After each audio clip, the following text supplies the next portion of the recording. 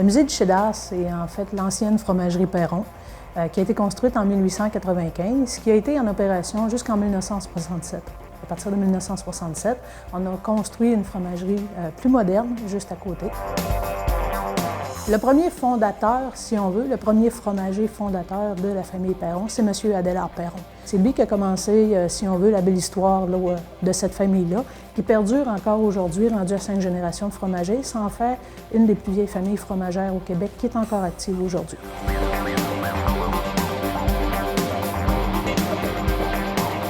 L'exportation du fromage était aussi importante à ce moment-là que la morue séchée, le bois, les pots, le castor et tout. Mettons, ici à Saint-Prime, on avait 6-7 fromageries qui étaient dispersées sur le territoire. Veut pas, on n'avait pas les moyens de conservation qu'on a aujourd'hui et les moyens de transport qu'on a aujourd'hui. On n'avait pas de camions-citernes, des camions réfrigérés.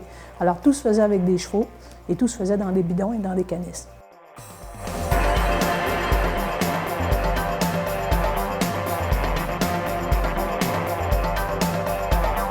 Si on prend M.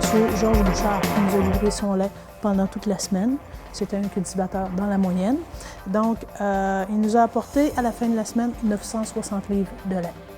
À ce moment-là, on fait les calculs et ça donne un salaire de 11,08 $. À un moment donné, les cultivateurs, quelques-uns, s'amusaient à mettre un petit peu d'eau dans le lait, question de faire un peu plus de poids sur la balance et faire une paye un petit peu plus grosse. Alors, à un moment donné, ça a été vite réglé parce qu'ils ont commencé à rémunérer les cultivateurs avec le gras.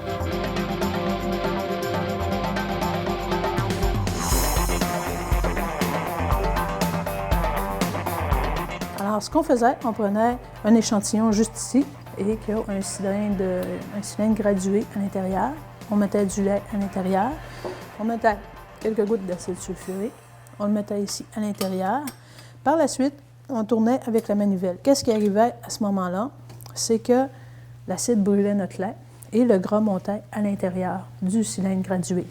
Alors, ce qu'on faisait, on prenait un compas, on venait mesurer notre taux de gras. Une fois qu'on a notre taux de gras, ce qu'on faisait, on prenait tout simplement le cahier. C'était une table comparative, tout simplement. C'est avec ça qu'on déterminait le salaire.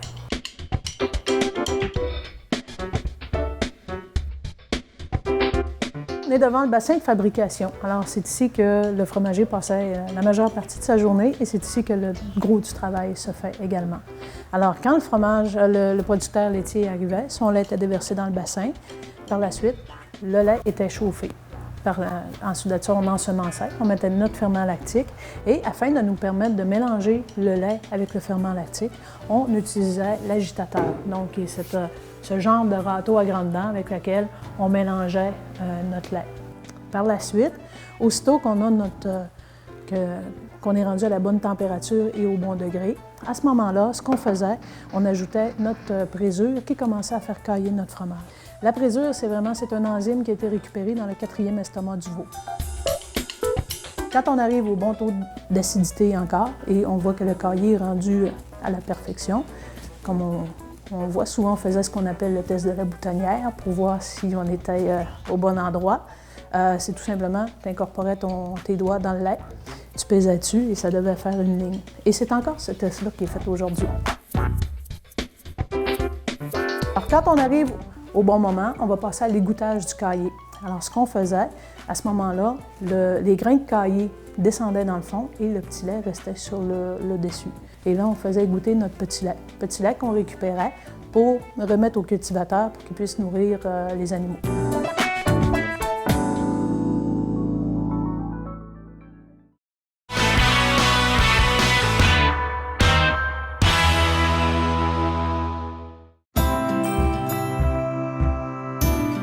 Mon nom, c'est Daniel Gosselin, puis je suis animateur pendant la saison touristique au musée du fromage cheddar à Saint-Prime. Moi, dans le fond, j'ai fait beaucoup de théâtre, puis j'ai vu qu'ici à Saint-Prime, ils cherchaient un animateur pour faire comme un petit peu des mini-pièces de théâtre. Les tâches de l'animateur, c'est dans le fond combler le temps d'attente pour les visiteurs. Au lieu d'attendre une demi-heure, je les apporte à l'avant du musée. Je joue le personnage d'Albert Perron. Albert Perron qui a été propriétaire de 63 jusqu'en 2000. Ça ressemble quand même à faire beaucoup de théâtre parce que dans le fond, on improvise avec les touristes. On a un texte à respecter, mais on peut mettre nos touches personnelles à l'intérieur. Ce que j'aime le plus, c'est interagir avec les touristes. Souvent, il y en a qui vont raconter leur histoire à eux. Qui sont déjà venus d'ailleurs porter du lait avec leur grand-père, leur arrière-grand-père ici, ça m'intéresse beaucoup dans ce temps-là. Le plus gros défi, je pense, c'est rentrer dans notre temps, de ne pas dépasser puis de ne pas en mettre trop. Je pense que c'est ça le plus gros défi. Parce qu'après ça, justement, il y a la visite à respecter aux heures. Faut pas trop dépasser. Quand on a beaucoup de visiteurs, faut pas dépasser trop le temps. Oui, je me prends un petit peu des fois pour le personnage d'Albert. Souvent, on me dit que j'ai la même démarche qu'Albert, puis j'ai la même couleur de cheveux. Des fois, je me fais reconnaître à l'épicerie où je me suis fait dire « Ah, c'est Albert au musée du fromage ».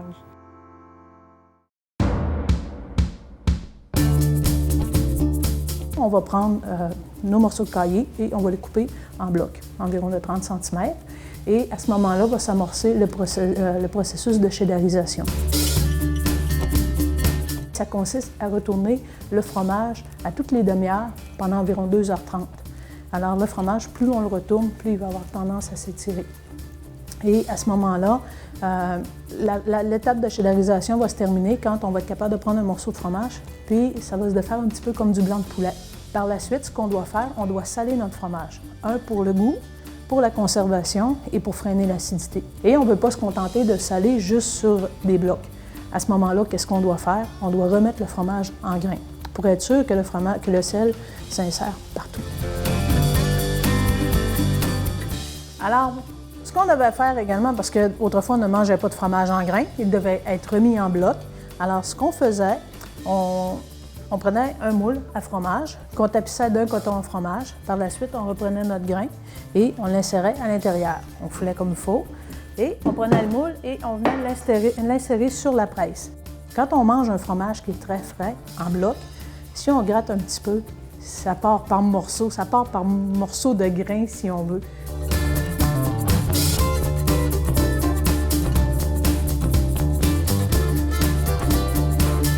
Par la suite, on l'amenait dans la salle de maturation, où est-ce que là, il devait être conservé à un degré d'humidité et un degré de fraîcheur là, vraiment précis.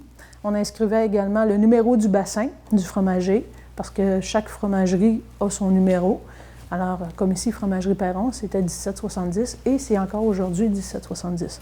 Quand vous mangez un fromage Perron, vous voyez sur la petite boîte 1770 dans le bas.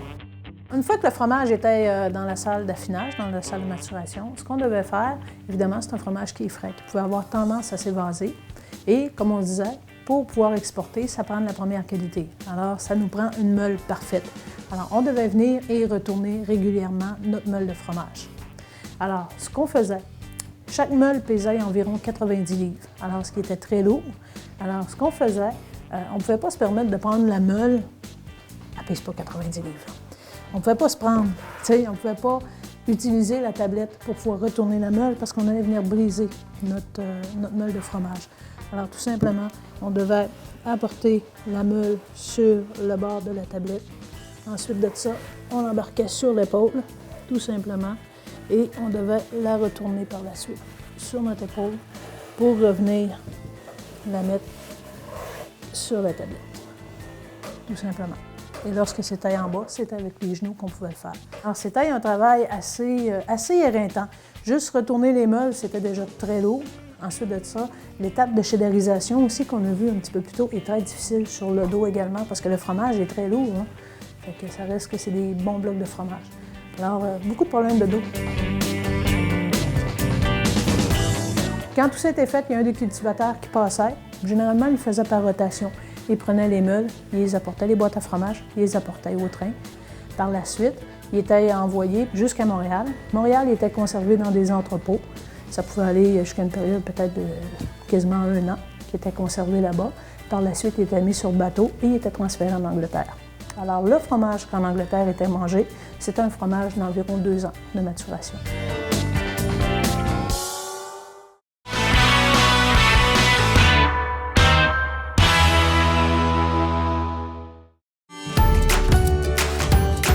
Construite en 1895 par Adélard Perron, l'ancienne fromagerie Perron est la dernière survivante de l'âge d'or des fromageries artisanales au Québec. À cette époque, le gouvernement remettait un plan à ceux qui désiraient construire une fromagerie. Le prototype était toujours le même, seule l'enveloppe extérieure pouvait changer. Au début, la fromagerie n'avait qu'un seul étage. En 1917, Joseph Perron, fils d'Adélard, ajoute un second étage au bâtiment pour en faire sa résidence.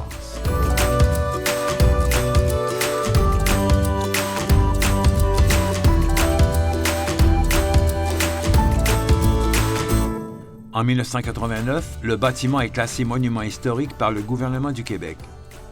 Albert Perron fera don de la vieille fromagerie en 1992 à la Corporation de la vieille fromagerie Perron de Saint-Prime.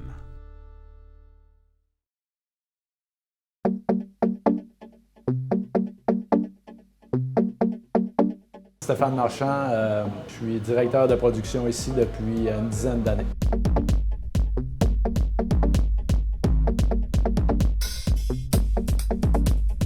Donc ça, c'est le côté cru. C'est le côté cru de l'usine. On a l'échangeur à plaque qui est là, qu'on rencontre le liquide chaud et le liquide froid pour le traitement thermique. Ça se fait tout en automation. Ça, c'est tout le contrôle du HTST, le traitement à haute température. OK, on a la charte là qui est exigée par Agriculture Canada, si on veut. Parce qu'à toutes les fois qu'on a, mettons, un lait qui va trop vite ou qui baisse en bas de telle température, on tombe en diversion pour que jamais, en aucun cas, il y ait du lait non pasteurisé qui se ramasse dans la production. Fait qu'ici, on a un système automatisé avec tout le circuit qui est représenté. Du lait partout où il passe, par toutes les valves. Puis les opérateurs, c'est ici qui font les commandes, en fait, pour prendre le lait dans tel silo, l'envoyer au traitement, etc.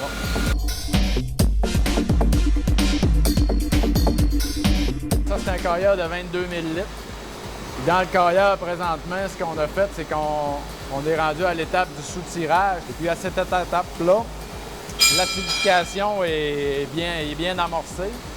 Et puis, le chauffage est fait, la cuisson du fromage. Le fromage, il est fait, en fin de compte. Okay. Rendu à cette étape-là, ça fait que là, après ça, ce qui reste, c'est juste de le traiter là, pour le cheddariser.